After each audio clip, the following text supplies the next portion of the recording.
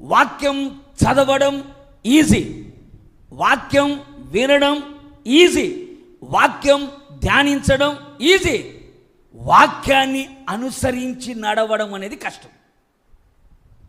ఇవన్నీ మనం బాగానే చేస్తాం. నేను కూడా గంటల గంటల వాక్యం చెప్తాను, మీరు గంటల గంటల వాక్యం వింటారు, గంటల గంటల వాక్యం చదువుతారు.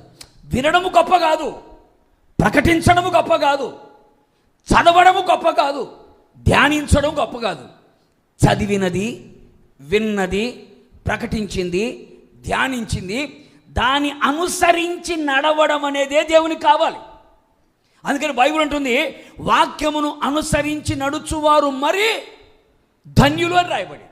ధన్యులు కాదు సుమి, మరి ధన్యులు. చదివినా, వినినా, ధ్యానించినా, ప్రకటించినా ఆ వాక్యాన్ని ఫాలో అవ్వాలి. వాళ్ళే ఎవరయ్యా అంటే బలవంతులు, వాళ్ళే ఎవరయ్యా అంటే బలశూరులు. అట్టి వారికి దేవుడు ఏం చేస్తాడయ్యా అంటే అన్ని వైపుల నుండి సహాయం అందుతుంది.